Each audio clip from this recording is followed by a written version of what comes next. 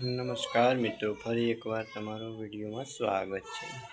આજે વાત કરીએ કે શિલ્પા ભાભીને દવાખાને લઈ જવાનું કારણ અને શિલ્પા ભાભીને દવાખાને લઈ ગયા પછી ડૉક્ટરે શું કહ્યું હતું।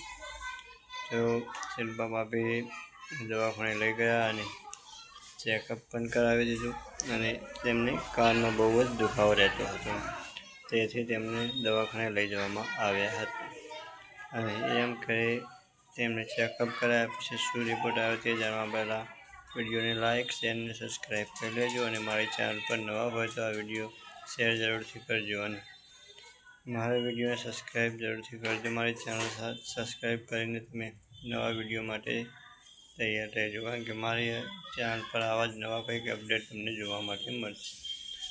તેમના કાનનો પડદામાં તકલીફ થઈ ગઈ છે, તેથી તેમને સાંભળવામાં તકલીફ થાય છે એવું ડૉક્ટરે કહ્યું હતું અને હવે બીજી વાર દવાખાને જશે ત્યારે તેમને કાનમાં કંઈ પણ તકલીફ બીજી થશે એ તો નવો વિડીયો હું તમને બતાવીશ। ત્યાં સુધી જય માતાજી, ધન્યવાદ।